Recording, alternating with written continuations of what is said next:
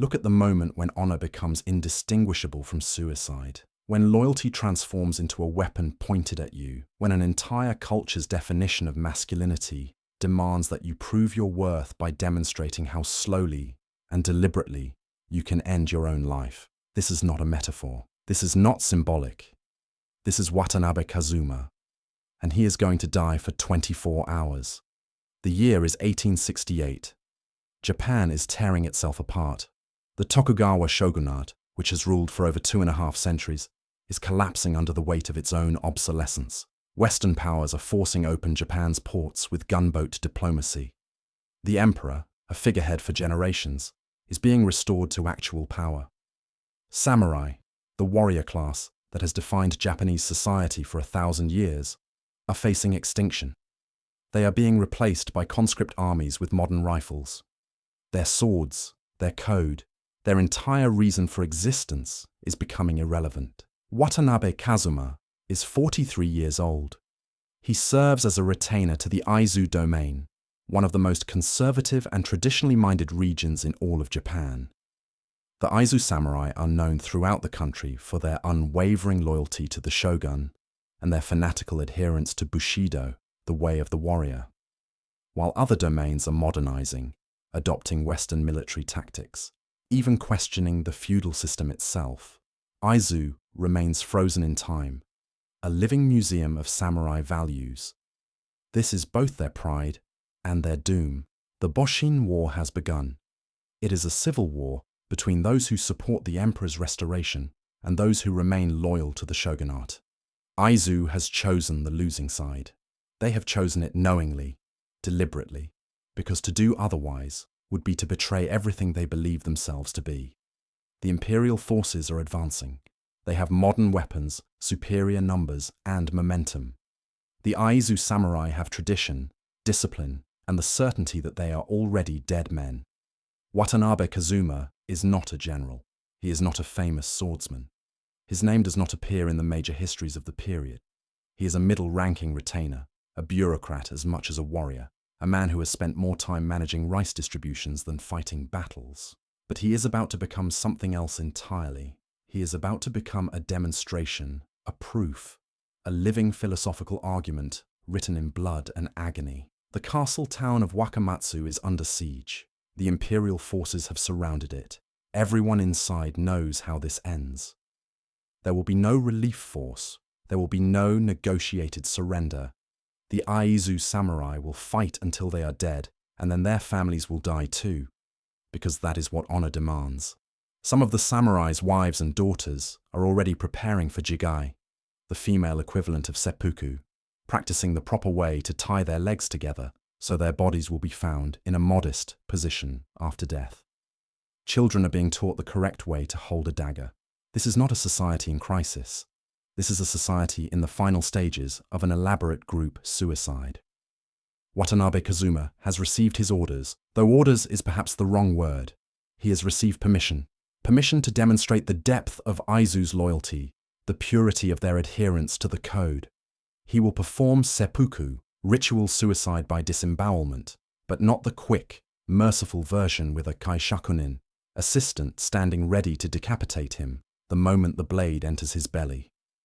No, he will perform Kanshi, the slow death, the complete death, the death that proves beyond any doubt that his loyalty is genuine, his courage absolute, his mastery of pain total.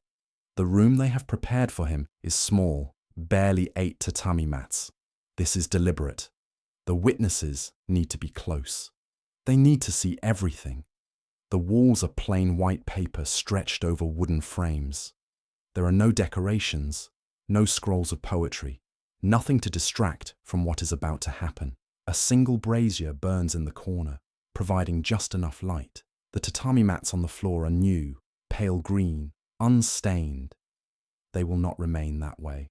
Watanabe Kazuma enters the room at dawn. This is important. The timing is everything. He is wearing a white kimono, the color of death, the color of purity. His hair is pulled back in the traditional samurai style, oiled and perfect. His face shows nothing. 50 years of training in emotional control, in the suppression of fear, of doubt, of any feeling that might interfere with duty, have prepared him for this moment. Or so he believes. No amount of training can truly prepare a human being for what he is about to do to himself. The witnesses are already seated. There are 7 of them, all senior retainers, all men who have known Watanabe since he was a boy learning swordsmanship. They are here to observe, to verify, to carry the story of this death to others. They are here to make sure his sacrifice means something. Their faces are composed, professional, but their eyes betray them. They know what is coming. Some of them have seen seppuku before, the quick kind, the kind where death comes in seconds. None of them have seen this. Watanabe kneels in the center of the room. His posture is perfect, his spine straight, his breathing controlled. In front of him, on a small wooden stand, rests the tanto, a short blade, roughly 10 inches long. It has been sharpened until it can split a hair dropped onto its edge. The handle is wrapped in white silk. Everything is white. Everything is pure. Everything is prepared for blood. He does not speak. There is no final statement, no poem, no explanation. The act itself is the statement. Words would only dilute it.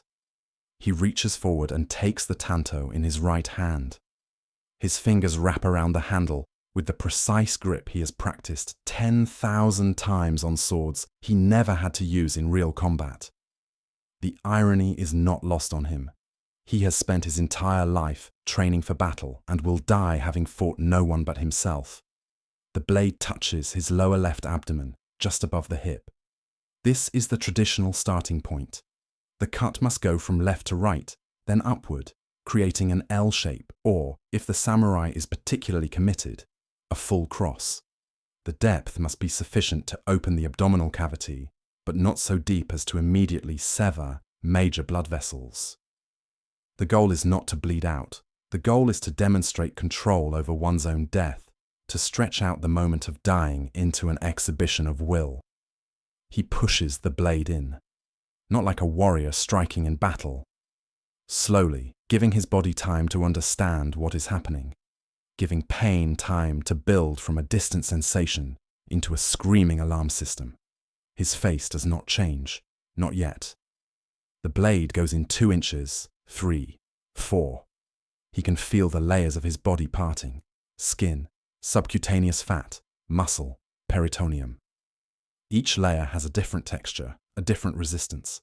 He is cutting through himself with the same care he once used to cut calligraphy. The witnesses watch.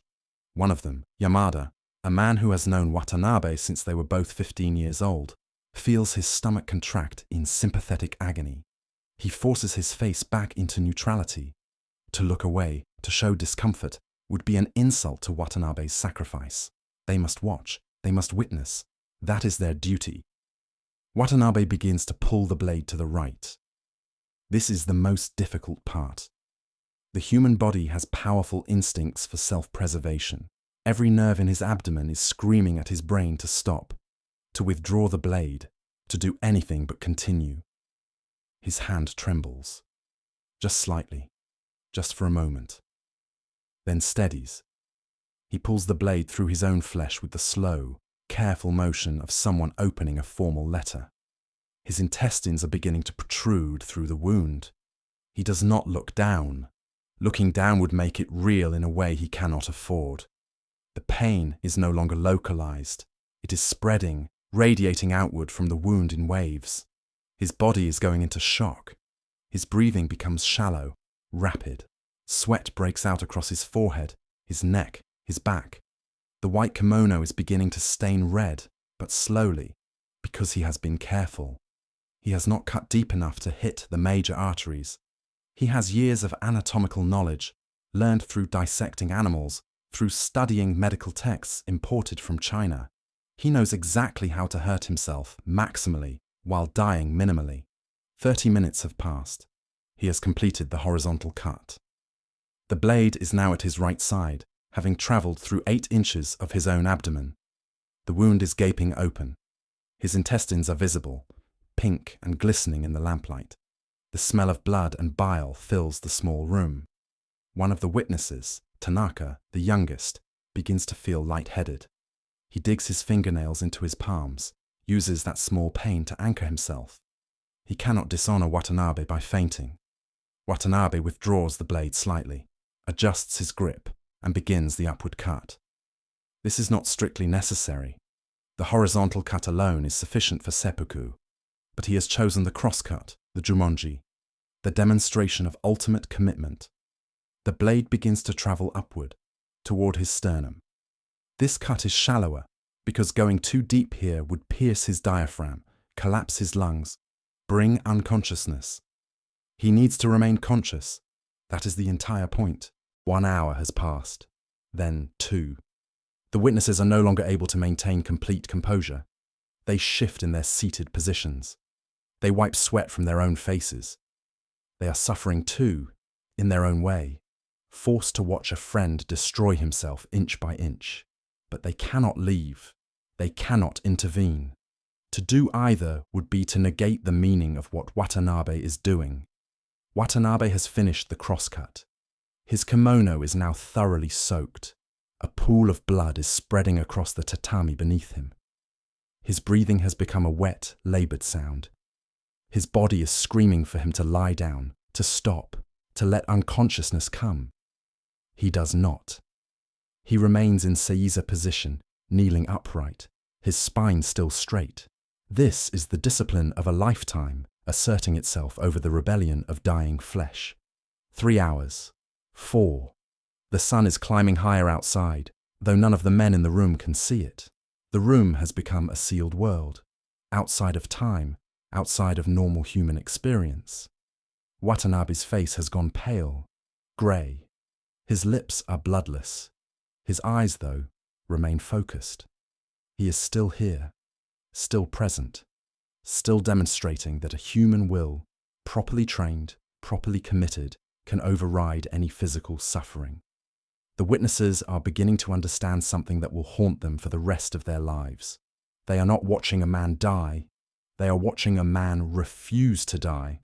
They are watching the samurai code, which they have all lived by, which they have all considered the highest achievement of human culture, reveal itself as something else entirely. They are watching the Bushido ideal carried to its logical conclusion, and that conclusion is a man kneeling in his own blood, holding his own intestines inside his opened belly, refusing to grant himself the mercy of death, because mercy is for the weak.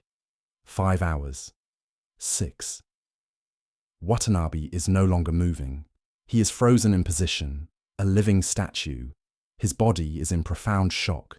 His blood pressure has dropped dangerously low. His organs are beginning to shut down from lack of oxygen. But his heart continues to beat. His lungs continue to draw breath. The human body, it turns out, is extraordinarily difficult to kill, even when you are the one trying to kill it. 7 hours. 8. The room smells of blood and voided bowels. Watanabe lost control of his bladder somewhere around hour 5, though he showed no reaction. The witnesses have stopped wiping their own tears. They are openly weeping now, though silently. They are watching something that should not be possible. Medical texts will later debate how a human being can survive this long with such catastrophic injuries. The answer is simple and horrible. He is choosing to. 9 hours. 10. Watanabe begins to sway slightly. His perfect posture is finally beginning to fail. His muscles, deprived of blood, are losing their ability to contract. His spine is curving forward. He is folding over his own wound like a man bowing to an invisible opponent.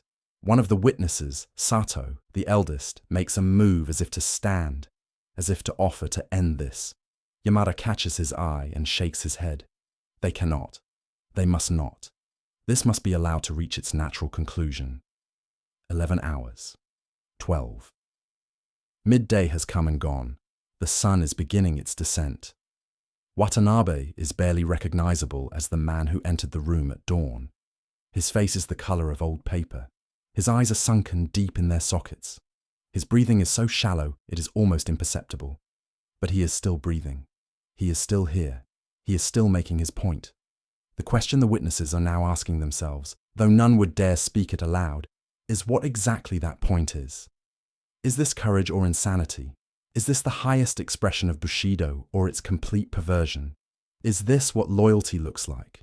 Or is this what loyalty looks like when it has metastasized into something inhuman? 13 hours. 14. Watanabe is no longer holding himself upright.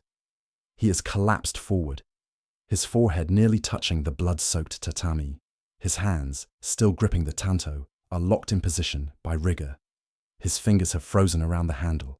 He is dying the way a tree dies, slowly, from the extremities inward, each part of him shutting down in sequence. 15 hours. 16. The witnesses are now truly beginning to question their own sanity. They have been trapped in this room for most of a day, watching a man die slower than any death they have ever witnessed. They have not eaten. They have not slept. They have barely moved. They are prisoners of their own code, just as Watanabe is a prisoner of his. 17 hours. 18. Night is falling outside. Lamps are lit in the room. The flickering light creates shadows that make Watanabe's body appear to move when it is not moving. One of the witnesses, Kobayashi, begins to laugh. It is a quiet, desperate sound that he quickly stifles. He has been pushed beyond some limit of endurance, and his mind is attempting to protect itself through hysteria. The others ignore him. They understand. 19 hours. 20. Watanabe makes a sound. It is not a word. It is not quite human. It is the sound of a body that has been pushed beyond every biological limit, that has been forced to continue functioning long after it should have shut down. His body is trying to scream, but lacks the breath for it.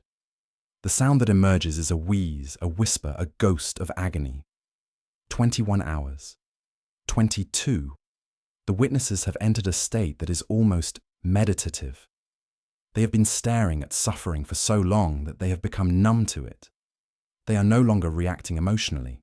They are simply recording, observing, bearing witness because that is what they were ordered to do.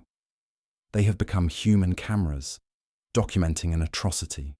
23 hours. Watanabe's breathing changes. It becomes irregular, then sporadic. The death rattle, physicians call it, the sound of lungs filling with fluid, of a respiratory system finally giving up. His body jerks once, twice, not from conscious movement, but from nerves misfiring, sending random signals to muscles that no longer respond properly. 24 hours. Dawn is approaching again. The room is grey with pre-morning light. Watanabe Kazuma takes one final breath. It is a small thing, barely a breath at all, just the faintest movement of his chest. Then nothing. His body settles into absolute stillness. The witnesses wait for several minutes to be certain. Then Yamada, who has known him longest, stands on shaking legs and approaches the body. He confirms what they all know. Watanabe is dead. The witnesses leave the room in silence. They do not speak to each other. They do not speak to anyone. They will write their reports, clinical and detailed, describing what they observed. These reports will be filed away, preserved, studied by later generations trying to understand what happened to Japan during this period. But the witnesses themselves will never speak of it again. Some of them will commit seppuku themselves in the coming months as Aizu falls. Others will survive into the Meiji era, into modern Japan, and will spend decades trying to reconcile what they saw with what they thought they believed about honor and duty. The body is prepared for burial according to traditional rites. The blood-soaked tatami mats are carefully removed and burned. The room is purified with salt and prayer. Within a week, the castle falls. Within a year, the samurai class is officially abolished. The wearing of swords in public is banned. Feudal domains are dissolved. Japan begins its rapid transformation into a modern nation-state. The samurai, and everything they represented, become history. But what Watanabe demonstrated in that room does not become history. It becomes legend, then mythology, then something more dangerous.